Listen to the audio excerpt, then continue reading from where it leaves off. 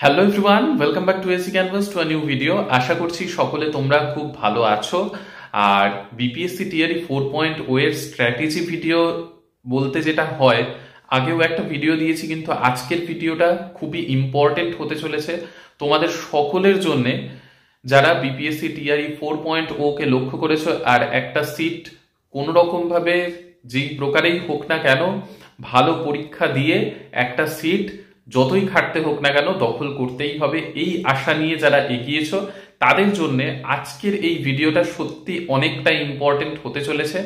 আর একটা বই সম্পর্কে বলবো, যেই বই থেকে অনেকগুলো কোয়েশ্চেন, মানে একেবারে ডিটো কপি, টিআরই 1.0 বলো, টিআরই 2.0 বলো, টিআরই 3.0 বলো, সেই পরীক্ষাগুলোতে এসেছে। সেই বইটা কি বা সেইখান থেকে প্র্যাকটিস করাটা কতটা ঠিকঠাক হবে আর প্র্যাকটিস কিভাবে করতে হবে এই মুহূর্তে দাঁড়িয়ে, বা যারা এখনো প্র্যাকটিস করা স্টার্ট করনি তাদের জন্যও আজকের এই ভিডিওটা ইম্পর্টেন্ট হতে চলেছে। মানে সকলের জন্য আজকের এই ভিডিওটা অনেকটা কার্যকরী হবে। তো শুরু করছি আজকের ভিডিওটা। আর চ্যানেলে নতুন হয়ে থাকলে অবশ্যই সাবস্ক্রাইব করতে ভুলো না এইরকম ইনফরমেশন পেতে। আর যারা হিন্দিতে রয়েছে তাদের জন্য সেপারেট ভিডিও আমি অবশ্যই বানিয়ে দেব। ব্যাপার হচ্ছে, তুমি যে ভিডিওটা দেখছো অবশ্যই কিন্তু একটা কমেন্ট করো যে তোমার প্রিপারেশন এখন কত দূর পর্যন্ত। কারণ আমাকে যদি তোমরা কমেন্ট করে জানাও, সেই অনুযায়ী আমার নেক্সট ভিডিও আনতেও সুবিধা হবে। আর তোমাদের সাথে আমি যেমন আমার জয়েনিং এর শুরুর থেকে তোমাদের সঙ্গে সবকিছু শেয়ার করছি, তোমাদের জয়েনিং পর্যন্ত, তোমাদের জয়েনিং এর পরে সব সময় আমি তোমাদেরকে কিন্তু ভিডিওর মাধ্যমে অবশ্যই হেল্প করব। তাই তোমাদের কমেন্ট অবশ্যই জরুরি। অবশ্যই একটা কিন্তু কমেন্ট এক্ষুনি করো নিচে যে প্রিপারেশন কত দূর অবধি এগিয়েছে। ভিডিওটাকে পজ করে একটা কমেন্ট অবশ্যই করো যতজন দেখছো, এইটা রিকোয়েস্ট রইল আমার। তো শুরু করছি ভিডিওটা। দেখো, তুমি স্মার্ট ওয়ার্ক করবে, হার্ড ওয়ার্ক করবে, দুটোর কম্বিনেশনে কিন্তু লক্ষ্যে পৌঁছতে হবে, ঠিক আছে? এবার এই যে হার্ড ওয়ার্ক, মানে আগে আমি একটা ভিডিও দিয়েছিলাম যেখানে প্রিপারেশন স্ট্র্যাটেজি নিয়ে আমি সুন্দরভাবে ভিডিও বানিয়েছিলাম, আর আজকের ভিডিওটা ওটার থেকে আরো গুরুত্বপূর্ণ হতে চলেছে। তার কারণ হচ্ছে পার্টিকুলার কিছু বইয়ের নাম বলবো। শুরু করছি প্রথমে। আমি প্রথমেই দেখবে প্রায়োরিটিতে ইন্ডিয়ান ন্যাশনাল মুভমেন্টকেই কিন্তু রাখি। তোমরা যারা প্রতিনিয়ত আমার ভিডিও দেখো তারা কিন্তু এইটুকু আইডিয়া পেয়ে গিয়েছো যে আইএনএম, যেটা জেনারেল সেকশনের জন্য কতটা ইম্পর্টেন্ট। ইভেন পিআরটির জন্যও কিন্তু যথেষ্ট ইম্পর্টেন্ট। যারা পিআরটির জন্য টার্গেট করছো, PRT to PGT 1 to 12 teacher recruitment এক্সামের জন্য যারা বসবে, সকলের জন্য ইন্ডিয়ান ন্যাশনাল মুভমেন্ট মানে মডার্ন হিস্ট্রির এই পোর্শনটা অত্যন্ত গুরুত্বপূর্ণ। আর পিআরটির জন্য মেডিভেল, অ্যানসেন্ট এই দুটোও পড়তে হবে সমানভাবে। তবে আইএনএম এর পোর্শনটা সকলের জন্যই অত্যন্ত ইম্পর্টেন্ট। এবার এই পোর্শনটা কিভাবে পড়বে, এই মুহূর্তে তোমার কি পড়া প্রয়োজন? দেখো, এনসিইআরটি তো অবশ্যই আমি পড়তে বলি বা এখনো বলবো। তো আমাদের হাতে এখন কতটা সময় আছে সেটা আগে একবার আমাদের জেনে নেওয়া দরকার। ধরে রাখো মে থেকে জুন মাসের মধ্যে এক্সাম হবে। জানুয়ারি চলছে, জানুয়ারি মাঝামাঝি চলেই এসেছে। ফেব্রুয়ারি, মার্চ, এপ্রিল, মে, ঠিক আছে? তো ধরে রাখো 4 মাসের মতো সময় আছে তোমার হাতে।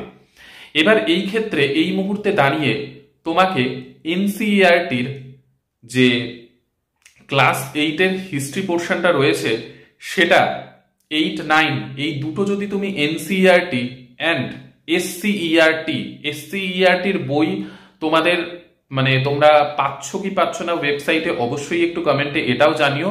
তাহলে আমি একটা ভাবছি, কারণ অনেকেই বলেছে অনেকদিন থেকে, কিন্তু আমি ব্যাপারটাকে অত গুরুত্ব দিইনি। এই মুহূর্তে মনে হচ্ছে সেটা অত্যন্তই গুরুত্বপূর্ণ। সেটা হচ্ছে একটা টেলিগ্রাম মানে ক্রিয়েট করার দরকার আছে কিনা অবশ্যই জানিও। যে এসসিইআরটির বুক তোমাদের কাছে পিডিএফ আছে কিনা, না হলে একটা টেলিগ্রাম ক্রিয়েট করব, সেইখানে বুকের পিডিএফ না হয় আমি প্রোভাইড করে দেবো, কারণ এসসিইআরটির বই আমাদেরকে তো সেগুলো ঘাটতেই হয়। তো এসসিইআরটি আর এনসিইআরটি এই দুটোর ক্লাস 8 আর 9-এর মডার্ন হিস্ট্রি পোর্শন থেকে আইএনএম এর পোর্শনটা যদি খুব ভালোভাবে পড়ো, বারবারই বলেছি 1857 এর যে রিভলিউশন সেইখান থেকে স্টার্ট করে মানে একদম স্বাধীনতার আগ পর্যন্ত তোমাকে ভালোভাবে পড়তে হবে ডিপলি। তাহলে দেখবে ওখান থেকে যে 8টা প্রশ্ন, সেই 8টা প্রশ্নর মধ্যে কোনো সমস্যা আসবে না, এটা একটা। সেকেন্ড হচ্ছে জিওগ্রাফি, সেকেন্ড প্রায়োরিটি আমি জিওগ্রাফি রাখি। তো সেইখানে দেখো জিওগ্রাফিতে তোমরা কি পড়বে, জিওগ্রাফিতে কিছু পড়তে পারো আর না পারো, 9 আর 10 এই দুটোর এনসিইআরটি আর ক্লাস 9-এর এসসিইআরটি, এই দুটো অবশ্যই কিন্তু পড়ার চেষ্টা করবে। এগুলো তোমার কনসেপ্টটাকে ক্লিয়ার করবে। আর তারপর যেই বইটা আমি প্রথমেই বলেছি, যেই বইটা, ওটা আমি একেবারে যেভাবে পড়া উচিত সেই প্রসেসেই বলছি। আইএনএম হলো জিওগ্রাফির এনসিইআরটি 9, 10 আর এসসিইআরটি 9, এই বইগুলো মানে পোর্শনগুলো তোমাকে কিন্তু জিওগ্রাফির জন্য ভালোভাবে পড়তে হবে। তাহলে জিওগ্রাফিতেও যে 8 মার্কস আসবে দেখবে তোমার ইজি হয়ে যাচ্ছে। থার্ড নাম্বারে আমি রেখেছি জেনারেল সায়েন্সকে। জেনারেল সায়েন্সের জন্য আমি একটা তোমাদেরকে বলবো, জেনারেল সায়েন্সের তোমরা দেখবে এনসিইআরটির টপিক ওয়াইজ ভিডিও রয়েছে ইউটিউবে, ঠিক আছে? তো ওয়ান শট ভিডিও যেগুলো, সেই ভিডিও দেখে একটু কনসেপ্টটাকে ক্লিয়ার করে নেবে। আর যারা আর্টস ব্যাকগ্রাউন্ড থেকে রয়েছে তাদের জন্য তো আরো স্পেশালি এই এনসিইআরটির সায়েন্সের ওয়ান শট ভিডিওগুলো একবার দেখে নেবে। দেখে নেয়ার পর কি করবে, দেখে নেয়ার পর লুসেন্ট যে বইটার কথা আমি বলেছি সেইখান থেকে ওয়ান লাইনার পোর্শনগুলো যদি পড়ো, দেখবে অনেকটা আন্ডারস্ট্যান্ডিং এ তোমার সুবিধা হচ্ছে, ঠিক আছে? এটা করতে হবে জেনারেল সায়েন্সের জন্য। নেক্সট কি, নেক্সট হচ্ছে জেনারেল ম্যাথ আর কারেন্ট অ্যাফেয়ার্স কে লাস্টে বলছি। কারেন্ট অ্যাফেয়ার্স এর জন্য আমি যেই চ্যানেলটা স্পেশালি দেখতাম আর সেইখান থেকে কিরকম করা দরকার বলছি, তার আগে ম্যাথের কথা বলি। ম্যাথে কিন্তু আমি বারবারই বলেছি পার্সেন্টেজ, প্রফিট অ্যান্ড লস, ঠিক আছে? তারপরে হচ্ছে টাইম অ্যান্ড ওয়ার্ক যে পোর্শনটা রয়েছে সেটা, সরল সমীকরণ যেটা রয়েছে সেটা, তারপরে তোমার সুদ, সরল সুদ যে রয়েছে সেই পোর্শনটা, মানে সিম্পল ইন্টারেস্ট, কম্পাউন্ড ইন্টারেস্ট, এই যে পোর্শনটা রয়েছে, এই পোর্শনগুলো যদি ভালোভাবে করতে পারো অনায়াসে দেখবে 3-4 নাম্বার কিন্তু তোমার চলেই আসছে। আর যাদের ম্যাথ স্ট্রং তাদের ক্ষেত্রে তারা শুধু রিভিশন দিতে থাকো, তাহলেই কাজ হয়ে যাবে। এবার নেক্সট পোর্শন হচ্ছে কারেন্ট অ্যাফেয়ার্স। কারেন্ট অ্যাফেয়ার্স এর জন্য আমি স্পেশালি, তোমরা অনেকেই জিজ্ঞাসা করেছো দাদা তুমি কোন চ্যানেলটা দেখতে, কারণ আমি অনেকবার বলেছি আগের ভিডিওতে যে কারেন্ট অ্যাফেয়ার্স এ ইউটিউব চ্যানেল থেকে তোমরা যদি কারেন্ট অ্যাফেয়ার্স কে দেখো আর ছোট্ট একটা নোট যদি, মানে নোটপ্যাডে যদি নোট তৈরি করতে থাকো বা ডায়েরিতে, আর তার সাথে অ্যাচিভার্স যদি দেখতে পারো তাহলেই কাজ হয়ে যাবে। কারেন্ট অ্যাফেয়ার্স তো দেখবে কমন পেয়ে যাচ্ছ। তো কারেন্ট অ্যাফেয়ার্সে কি ক্রেজি জিকে ট্রিক্স বলে একটা চ্যানেল রয়েছে, সেইখান থেকে আমার খুব ভালো লাগতো ওই চ্যানেলটা, কারণ ট্রিক্স দিয়ে পড়াতো নোবেল জয়ী যারা হয় বা বিভিন্ন রকম কারেন্ট অ্যাফেয়ার্স ওইখানে দেখবে, উইকলি কারেন্ট অ্যাফেয়ার্সও আসে।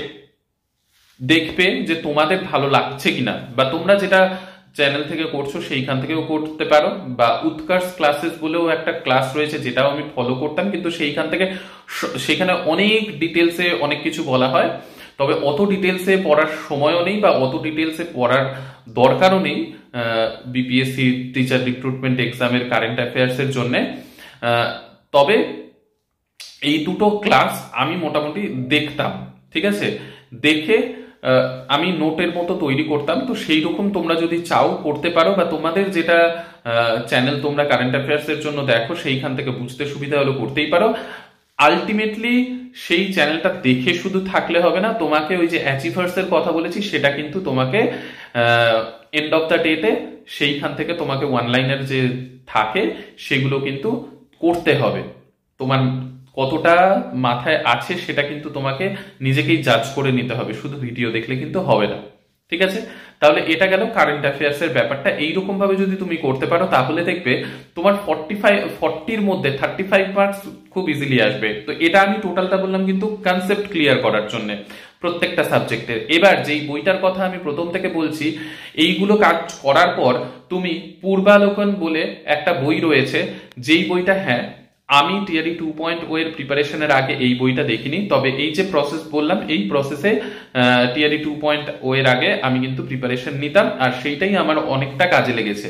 তবে এই যে পূর্বালোকন বলে বইটার কথা আমি বলছি, এখানে আমি দিয়েও দিচ্ছি বইটার ফ্রন্ট পেজ। তো এই বইটা আমি রিসেন্টলি নিয়ে দেখেছি, ইভেন ভালোভাবে, মানে প্রায় ধরে নাও 15 দিন হলো বইটা আমি ভালোভাবে দেখেছি। তো তার জন্যই আজকে এই বইটার কথা আমি তোমাদেরকে বললাম। মাঝখানে এক ভাইকেও আমি ফোনে বলেছিলাম, ফোনে এক ভাইয়ের সাথে কথা হয়েছিল মাঝখানে, তো আজকে ভিডিওতে তোমাদেরকে বলছি। তো এই যে পূর্বালোকন বইটা রয়েছে এটা কিন্তু বিপিএসসির জন্য বইটা, বিপিএসসির জন্য বলতে এই যে 78 বিপিএসসি কিছুদিন আগে হয়েছে, তার আগে 69 বিপিএসসি হয়েছিল। তো এই যে বিপিএসসির যে এক্সাম হয় সিভিল সার্ভিসের জন্য, তো সেই এক্সামের জন্য এই বইটা, ঠিক আছে। তবে এই বইয়ে দেখবে যতটা ডিটেলসে দেওয়া আছে সবকিছু পড়ার দরকার নেই। ওই যে বললাম হিস্ট্রির পোর্শনটা, হিস্ট্রির পোর্শনের মধ্যে থেকেও পিআরটিতে যাদের আছে তাদের টোটাল হিস্ট্রিটা যদি তুমি পড়তে পারো পূর্বালোকন থেকে, কারণ ওখানে যেরকম ভাবে দেয়া আছে খুব সুন্দরভাবে দেয়া আছে, ইভেন ওখানে কোয়েশ্চেন আনসারও রয়েছে, সেইগুলো যদি করতে পারো, পিআরটিতে যাদের আছে তাদের টোটাল হিস্ট্রি পড়তে হবে, জিওগ্রাফি পড়তে হবে, সায়েন্স পোর্শনটা পড়তে হবে। আর যাদের পিআরটি বাদ দিয়ে টিজিটি পিজিটি লেভেলের যাদের আছে তাদেরকে সেই পূর্বালোকন বই থেকে হিস্ট্রির মধ্যে থেকে, মডার্ন হিস্ট্রির পোর্শন থেকে ইন্ডিয়ান ন্যাশনাল মুভমেন্ট, সেইখানে কংগ্রেসের যে অধিবেশন, ভাইসরয়, এইগুলো কিন্তু টপিক খুব ভালোভাবে পড়তে হবে। আর স্পেশালি বিহারের পোর্শন থেকে যেইটুকু রয়েছে সেইগুলো কিন্তু ডিপলি একটু পড়তে হবে, ঠিক আছে। তো পূর্বালোকন বইটা তোমরা এই যে কনসেপ্ট ক্লিয়ার করার পর, এই এতক্ষণ যা বললাম কনসেপ্ট ক্লিয়ার করার কথা, এইটা করার পর যদি পূর্বালোকন বই থেকে তোমরা, ওখানে কোয়েশ্চেন রয়েছে, আনসার রয়েছে, একদম ডিটো কোয়েশ্চেন কিন্তু টিআরই 1, টিআরই 2, টিআরই 3 তে এসেছে, যেগুলো আমি মানে দেখে আজকে তোমাদেরকে বলছি, কারণ আমি এতদিন ধরে স্টাডি করেছি বইটাকে, করে আজকে ফাইনালি তোমাদেরকে বলছি। কারণ শুধু ভুল ইনফরমেশন দিয়ে তো লাভ নেই, নিজে একবার দেখা উচিত। তো আমি দেখে আজকে তোমাদেরকে ওর জন্য জানাচ্ছি, সেইটা তোমরা কিনে সেইখান থেকে হিস্ট্রি, তার মধ্যে থেকে আইএনএম, জিওগ্রাফির পোর্শনটা, জেনারেল সায়েন্সের পোর্শনটা, কারেন্ট অ্যাফেয়ার্সও রয়েছে, দেখতে পারো। তবে এই 3টে পোর্শন যদি ওইখান থেকে করতে পারো, আর ম্যাথ, এই 4টে পোর্শন, তাহলে দেখবে বিপিএসসিতে তোমার কোয়েশ্চেনের প্যাটার্নটা যেরকম ভাবে থাকে এইখান থেকে হুবহু এই কোয়েশ্চেনগুলো অনেকগুলোই তোলা হয়। তো তাহলে তোমার দেখবে কোয়েশ্চেন যখন বিপিএসসিতে পরীক্ষায় বসছো অনেকটা ইজি মনে হবে। তো এই বইটা তোমরা নিতে পারো, নিয়ে প্র্যাকটিস করতে পারো। আর একটা কথা বলবো, এই মুহূর্তে তোমাদের যাদের এখনো টোটাল সিলেবাস কমপ্লিট হয়নি জেনারেল পেপারের জন্য স্পেশালি, তারা কিন্তু কমপ্লিট সেট দিতে যেও না, তাতে তোমরা ডিমোটিভেট হবে। কারণ প্রিপারেশনের সময় ডিমোটিভেট হওয়া মানে সেটা অনেকটা বড় লস। কারণ এখন তোমরা প্রিপারেশন স্টেজে রয়েছো, যাদের পুরো সিলেবাস এখনো কমপ্লিট হয়নি জেনারেলের, তারা যেই পোর্শনটা কমপ্লিট হচ্ছে, আমি বারবার বলবো একটা একটা করে পোর্শন কিন্তু কমপ্লিট করবে। একসাথে তুমি সায়েন্স পড়ছো, হিস্ট্রি পড়ছো, জিওগ্রাফি পড়ছো, ম্যাথ করছো, একদম করতে যাবে না জেনারেলের জন্য। তুমি আগে মনে করে হিস্ট্রি কমপ্লিট করলে, তারপর জিওগ্রাফি কমপ্লিট করলে, এবার হিস্ট্রি কমপ্লিট করার পর যখন জিওগ্রাফি ধরছো সেই মুহূর্তে জিওগ্রাফি কমপ্লিট করো, সাথে হিস্ট্রি রিভিশন দাও, তারপরে আরেকটা স্টার্ট করো, আগের দুটো রিভিশন দাও। এইরকম ভাবে কিন্তু তোমাকে চালাতে হবে, তাহলে তোমার ব্রেনে যেটা তুমি পাস্টে পড়ে এসছো সেগুলোও মাথায় থাকবে। আর প্র্যাকটিস সেট যেটা দেবে সেটা কিন্তু টপিক ওয়াইজ প্র্যাকটিস সেট দেবে, যতদিন না পুরো তোমার সিলেবাসটা কমপ্লিট হচ্ছে। আর যখন পুরো সিলেবাস তোমার কমপ্লিট হয়ে যাবে জেনারেল সায়েন্স, এই জেনারেল পোর্শনের, তখন তুমি টোটাল প্র্যাকটিস সেট দেবে।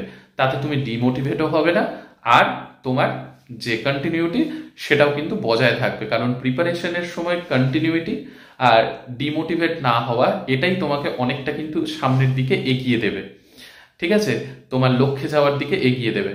তো যাই হোক, আজকের ভিডিওটা আশা করছি তোমাদের সকলের জন্য অনেকটা কার্যকরী হবে। আর পূর্বালোকন বই যেটার কথা আমি বললাম সেটা আমি অনেক স্টাডি করার পর তোমাদেরকে আজকে এই ব্যাপারটা বললাম, যাতে তোমাদের সুবিধা হয়। তো অবশ্যই কমেন্ট সেকশনে জানিও কেমন লাগলো আজকের ভিডিওটা। আর ভালো লাগলে লাইক শেয়ার সাবস্ক্রাইব করতে ভুলো না, নিজের বন্ধুদের সাথেও শেয়ার করে দিও যাতে সকলেই এগিয়ে যেতে পারে, টিআরই 4.0-তে একটা সিট অন্ততপক্ষে নিজের করে নিতে পারে। তো ঠিক আছে, সকলে সুস্থ থেকো, ভালো থেকো, সঙ্গে থেকো। নেক্সট ভিডিওতে আবার তোমাদের সকলের সাথে দেখা হচ্ছে। বাই।